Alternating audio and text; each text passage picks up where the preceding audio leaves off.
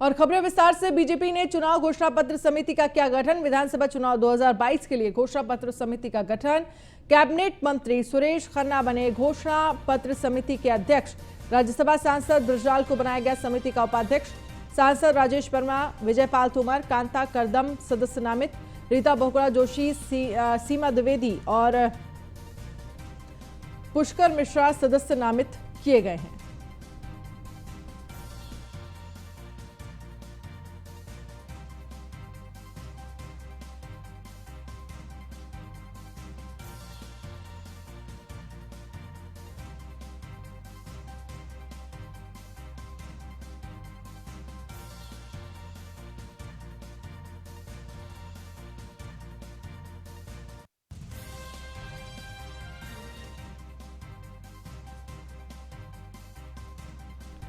तो बीजेपी ने चुनाव घोषणा पत्र समिति का किया गठन। विधानसभा चुनाव 2022 के लिए घोषणा पत्र समिति का गठन किया गया है। तो घोषणा पत्र समिति का गठन तो कर दिया गया है, लेकिन अब सवाल यह है कि आखिरकार इस घोषणा पत्र में क्या क्या चीजें रखी जाती हैं, क्या कुछ विकास के काम और आने वाले समय में क्या कुछ सरकार जनता के लिए करेगी। अब देखना ही होगा कि आखिरकार घोषणा पत्र में क्या कुछ खास होता है।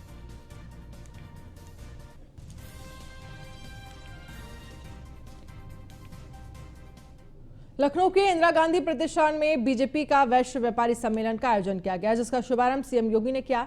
सम्मेलन के दौरान मुख्यमंत्री योगी ने वाराणसी के कोयला व्यापारी नंदकिशोर रूंगटा अपहरण हत्याकांड का जिक्र किया। उन्होंने कहा कि आज किसी माफिया की इतनी हिम्मत नहीं है कि किसी व्यापारी का अपहरण कर फिरौती ले या फिर हत्या करे। वैश्य व्यापारी सम्मेलन में सीएम योगी आदित्यनाथ ने कहा कि 1947 में अगर भारत के पास मोदी जैसा शीर्ष नेतृत्व भारत के पास होता तो भारत दुनिया की सबसे बड़ी सामरिक और आर्थिक ताकत होता। इस दौरान उन्होंने भारतीय जनता पार्टी की प्राथमिकताओं के बारे में भी बताया। के प्रतीक तिरंगा में बीच में जो मणि है वह धर्म चक्र है। धर्म चक्र प्रवर्तनाय की प्रेरणा, ये दोनों की प्रेरणा कौन देता है? अशोक। भारत का स्वर्ण युग कौन सा था? चंद्रगुप्त मौर्य का था। भारत की सीमाएं कहां से कहां तक फैली थी मालूम है? आज जो पाकिस्तान है, बांग्लादेश है और भी उससे विस्तृत जो भूभाग था, यह भारत का हिस्सा था। लेकिन समय के अनुरूप हम अपनी एकता को बनाए नहीं रख पाए और जाने अनजाने में मध्य एशिया से जुड़े हुए उन बर्बर जातियों को हमने यहां पर हमला करने के लिए मजबूर कर दिया और वे लोग यहां आकर के हमारी संपदा को लूटते गए। एक समय वो था जब चंद्रगुप्त मौर्य का सामना, यानी इतिहास कैसे विकृत किया जाता है। इतिहास ने अशोक को या फिर चंद्रगुप्त मौर्य को महान नहीं बताया। किसको बताया? चंद्रगुप्त मौर्य से जो हारा था वह सिकंदर को महान बता दिया। कितना धोखा देश के साथ हुआ है। लेकिन इतिहासकार इन सब मुद्दों पर मौन है। कारण है, अगर ये सच्चाई जिस दिन भारतवासियों के मन में आ जाएगी तो समाज फिर से खड़ा हो जाएगा और समाज जब खड़ा होगा तो देश खड़ा हो जाएगा। भारत के आन मान और शान के प्रतीक तिरंगा में बीच में जो मणि है वह धर्म चक्र है। धर्म चक्र प्रवर्तनाय की प्रेरणा, ये दोनों की प्रेरणा कौन देता है? अशोक। भारत का स्वर्ण युग कौन सा था? चंद्रगुप्त मौर्य का था। भारत की सीमाएं कहां से कहां तक फैली थी मालूम है आज जो पाकिस्तान है, बांग्लादेश है और भी उससे विस्तृत जो भूभाग था, यह भारत का हिस्सा था। लेकिन समय के अनुरूप हम अपनी एकता को बनाए नहीं रख पाए और जाने अनजाने में मध्य एशिया से जुड़े हुए उन बर्बर जातियों को हमने यहां पर हमला करने के लिए मजबूर कर दिया और वे लोग यहां आकर के हमारी संपदा को लूटते गए। एक समय वो था जब चंद्रगुप्त मौर्य का सामना, यानी इतिहास कैसे विकृत किया जाता है। इतिहास ने अशोक को या फिर चंद्रगुप्त मौर्य को महान नहीं बताया। किसको बताया? चंद्रगुप्त मौर्य से जो हारा था वह सिकंदर को महान बता दिया। कितना धोखा देश के साथ हुआ है।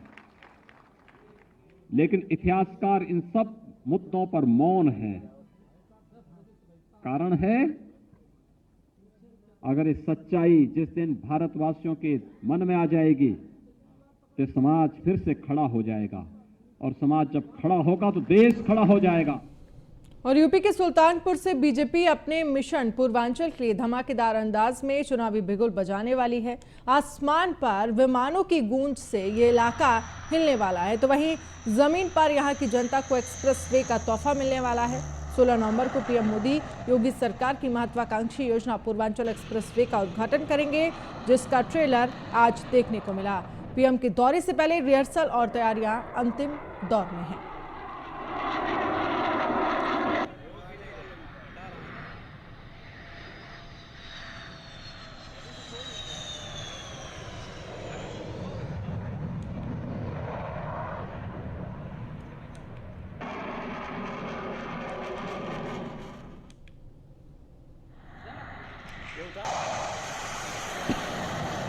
तो पीएम मोदी करेंगे उद्घाटन 16 नवंबर को। तो अंतिम दौर पर है सभी तैयारियां। रिहर्सल यहां पर किया जा रहा है और इस रिहर्सल की पूरी तस्वीर 16 नवंबर को दिखाई देगी। लगभग 2 बजे आएंगे और 1 घंटे की जनसभा होगी और लगभग 45 मिनट का एयर शो होगा। बहुत बड़ा कार्यक्रम है, प्रदेश का सबसे बड़ा प्रोजेक्ट है, जिसके शुभारंभ में आदरणीय प्रधानमंत्री जी आ रहे हैं। इसको जुलाई 2018 में उन्होंने शिलान्यास किया था और वही इसका उद्घाटन भी कर रहे हैं। कोविड के 2 वेव के बावजूद भी इस प्रोजेक्ट को पूरा समय से किया गया है। लगभग 36 महीने में इस प्रोजेक्ट को पूरा किया गया है। ये हमारे देश की धरोहर होगी, प्रदेश के लिए रीढ़ की हड्डी होगी और पूर्वांचल के लिए औद्योगिक गलियारे इसके दोनों तरफ जो है बनाए जाएंगे। ये निर्देश भी माननीय मुख्यमंत्री जी द्वारा दिया गया है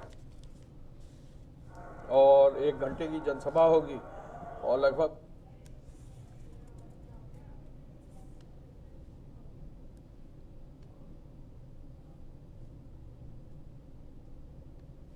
न्यूज़1 इंडिया की मुहिम का बड़ा असर हुआ है। बीमार बच्चे के घर पहुंचे विधायक राम प्रताप चौहान। विधायक ने परिवार को हर संभव मदद का भरोसा दिया। इलाज के अभाव में परिवार ने मांगी थी इच्छा मृत्यु। 3 साल से डीएमडी जैसी गंभीर बीमारी से जूझ रहा है बच्चा। कई अस्पतालों में इलाज के बाद भी नहीं हुआ सुधार। आगरा के कलिंद्री विहार में रहता है बच्चे का परिवार। बच्चे के लिए न्यूज़1 इंडिया की मुहिम रंग ला रही है।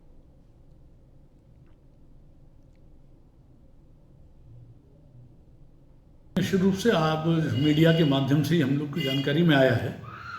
कभी उन्होंने मेरे को संपर्क नहीं किया, ना मेरी जानकारी में आया, वरना हम लोग मुख्यमंत्री राहत कोष से उनको सहयोग कराने का व्यवस्था भी करते और आर्थिक सहयोग कई लोगों को मिलता भी है।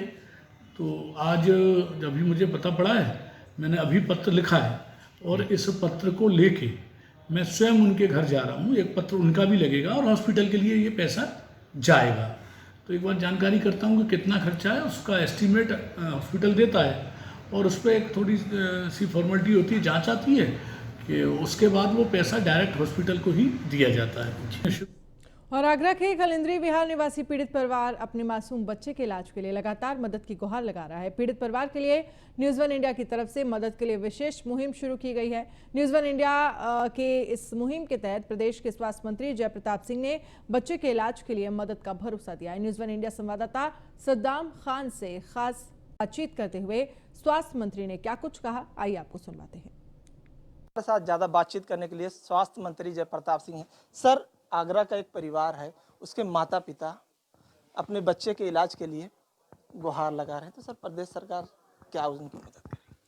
देखिए, अमूमन तो प्रदेश सरकार और माननीय मुख्यमंत्री जी योगी आदित्यनाथ ने इस अपने कार्यकाल में सर्वाधिक असाध्य रोगों के लिए ट्रीटमेंट के लिए उनने अलाउ किया है। विधायक निधि के माध्यम से भी दिया जाता है और माननीय मुख्यमंत्री जी एक उदार व्यक्ति है। उन्होंने बहुत सारे गंभीर बीमारियों को उनके उपचार के लिए सीधा अस्पतालों में कैंसर से लेके बड़े बड़े बीमारियों को लेके हर बार उनके तरफ से मुझे लगता है कि हज़ारों करोड़ से ऊपर उनका इस ट्रीटमेंट में, अलग अलग ट्रीटमेंट में ये लोगों को मदद भी करते हैं। डीएमडी जैसे बीमारी ये बहुत ही रेयर होता है, बहुत ही सीमित होता है और मुझे लगता है कि लाखों में एक इस तरह का आता है। हम लोग के पास पहले भी 2-3 केस आए थे और क्योंकि ये ऐसा एक चीज़ है कि जिसमें बोन मैरो ट्रांसप्लांट कट करना पड़ता है और महंगा बहुत होता है और यहाँ पर इसकी ट्रीटमेंट बहुत जल्दी मिलती नहीं है। दवाई इससे जो संबंधित है वो बहुत महंगी आती है और विदेश से आती है। तो इस तरह का चीज़ एक और कुछ दिन पहले प्रधानमंत्री के स्तर पर भी हुआ था, जहाँ पर कुछ ट्रीटमेंट अलाउ किया गया था। और क्योंकि हमारे यहाँ भी इसका पहली बार ये केस हम लोग देख रहे हैं, तो इसको माननीय मुख्यमंत्री के सामने रखा जाएगा। संबंधित परिवार से कांटेक्ट करके मैंने अपने मुख्य चिकित्साधिकारी से संपर्क भी किया था और ये किराए के मकान में रहने वाला ये परिवार, इनका 8 साल का देव शर्मा जो इस बीमारी से पीड़ित है, किस तरह से इनको मदद कर पाएंगे, ये माननीय मुख्यमंत्री के सामने इसको रख के देखा जाएगा कि कहाँ बेस्ट टू बेस्ट उपचार इनका हो सके और दवाइयाँ के लिए क्या कर सकते हैं, ये हम लोग प्रयास करेंगे। तो मंत्री जी का साफ कहना है कि हम उनकी बात माननीय मुख्यमंत्री के सामने रखेंगे और हमारी कोशिश यही रहेगी कि देव शर्मा का इलाज जल्द से जल्द हो। Saddam Khan, news one India, Siddharthnagar. और बुलेटिन में फिलहाल इतना ही। आप बने रहिए न्यूज़ वन इंडिया के साथ। नमस्कार।